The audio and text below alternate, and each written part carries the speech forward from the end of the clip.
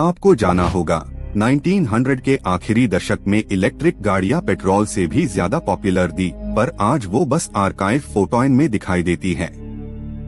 1912 में समय के बैटरी सेल्स सिर्फ 60 Wh/kg तक ऊर्जा संभल पाते थे, जब गैसोलीन 12,000 Wh/kg देता था, और यही अंतर ने उनका भविष्य रख दिया।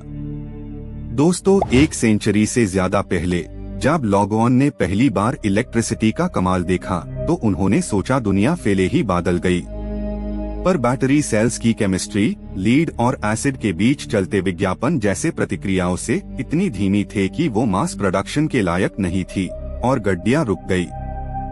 1908 में फोर्ड मॉडल टी आया, जिसने 320 किलोमीटर रेंज और सस्ते पेट्रोल फ्यूल के साथ बैटरी व्हीकल्स को बिल्कुल धूल चाटा दी। एक बैटरी ईवी सिर्फ 30 किलोमीटर चल पाती थे और चार्जिंग में 8 घंटे लगते थे, जबकि पेट्रोल रिफिल सिर्फ 5 मिनट में हो जाता था। यही से गेम बदल गया। इलेक्ट्रिक बैटरीज के असफल होने की असली वजह एनर्जी डेंसिटी की सीमा थी। केमिकल सेल के अंदर आयोन्स के ट्रांसफर की गति 10 to 3 cm तक सीमित रहती है, जबकि कॉम्बशन में रिएक्शंस महज मिलीसेकंड्स में पूरी होती है, और इसी तेजी ने पेट्रोल इंजन्स को अनबीटेबल फिर बना दिया।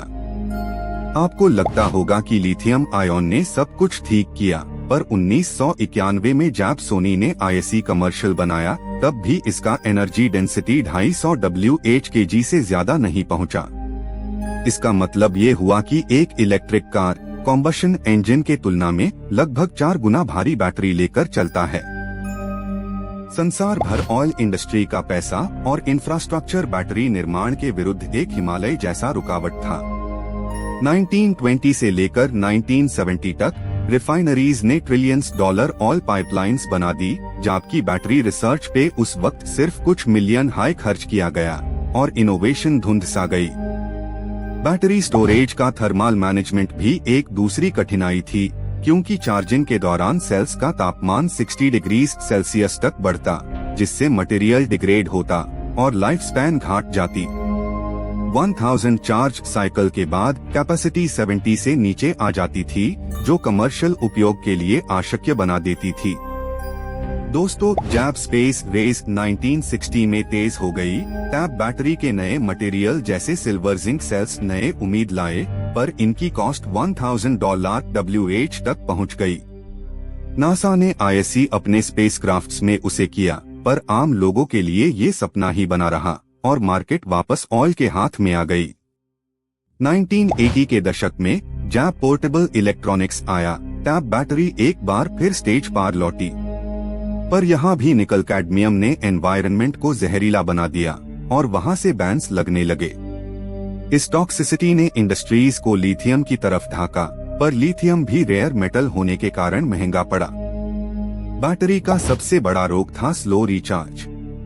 10 एम्पियर के करंट पार लिथियम सेल को पूरा चार्ज होने में 3 घंटे लगते, जब पब्लिक फास्ट डिमांड कर रही थी। हाई करंट डीन से डेंड्राइट फॉर्मेशन होती, जो शॉर्ट सर्किट करा देती और फिर सेल जल जाता, इसीलिए ई सेफ्टी एक चैलेंज बना। एक और कड़वा सच था टेम्परेचर डिपेंडेंस। -10 डिग्री सेल्सियस के नीचे लिथियम आयोन्स के मूवमेंट रुक जाते हैं और बैटरी कैपेसिटी 50 तक गिर जाती है।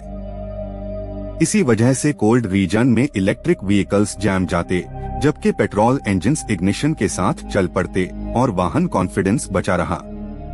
सप्लाई चेन भी उनकी काबरा बनी, क्योंकि लिथियम के रिजर्व्स सिर्फ चिली, ऑस्ट्रेलिया और चाइना के पास थे। भारत, यूरोप और अफ्रीका को इंपोर्ट करना पड़ता, जिससे कॉस्ट स्ट्रक्चर अनस्टेबल हो गया और जियोपॉलिटिकल टेंशन ने नए बैटरी इकोसिस्टम का सपना थामा दिया, लगातार 40 साल तक। एक इंटरेस्टिंग डेटा बताता है कि 2015 तक दुनिया भर की car battery waste almost 11 million ton पहुंच चुकी थे।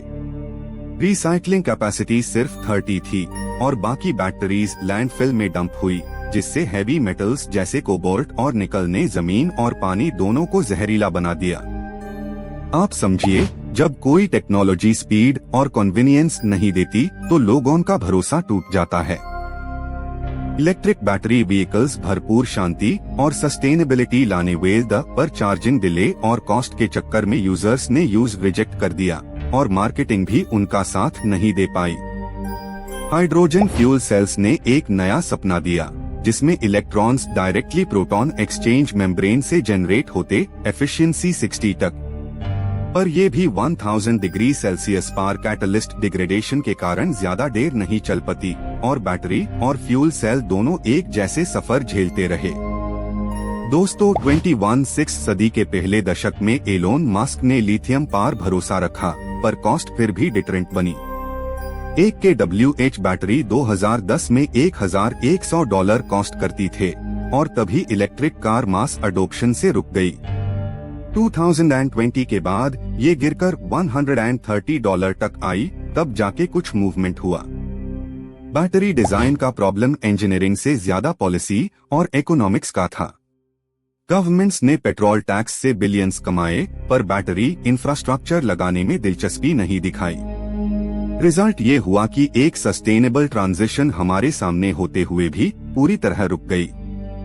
Technically speaking, battery failure high instability और लिमिटेड साइकिल लाइफ का नतीजा थी। प्रत्येक चार्ज डिस्चार्ज के दौरान लिथियम आयन सब साइड रिएक्शंस करता, ACI लेयर बना देता, जिससे इंटरनल रेजिस्टेंस बढ़ता गया। आखिरकार बैटरी अपनी हाई केमिस्ट्री में गलतियां करता चली गई। आप सोच के देखिए, आज भी 80 दुनिया का ऊर्जा नेटवर्क डायरेक्ट इलेक्ट्रिसिटी स्टोरेज पे डिपेंडेंट नहीं। ग्रिड स्केल बैटरी फार्म्स सिर्फ टू एनर्जी कैपेसिटी संभलते हैं, बाकी सब थर्मल और हाइड्रो सोर्सेज से चलते हैं। ये दिखाता है कि हमारा स्टोरेज इंफ्रास्ट्रक्चर अभी इन्फेंट स्टेज में है। फिर भी आशा जिंदा है, क्योंकि सॉलिड स्टेट बैटरी जैसे नए कॉन्सेप्ट एनर्जी डेंसिटी को 500 Wh/kg तक ले जा रहे हैं। अगर 2030 तक इस टेक्नोलॉजी का कमर्शियलाइजेशन होता तो इलेक्ट्रिक इंडस्ट्री फिर से जन्म ले सकती है और बैटरी का सफर हार से जीत तक पूरा हो सकता है। एंड में ये कहानी सिर्फ बैटरी की नहीं, इंसान के धैर्य और समझ की भी है। हमारे लिए जरूरी है कि हम टेक्नोलॉजी के साथ नियम, डिस्पोजल और एनर्जी जस्टिस पर ध्यान रखें। तभी हम एनर्जी के इस युग के स्टेलमेट को तोड़कर एक नई दौर बनते देख सकते हैं।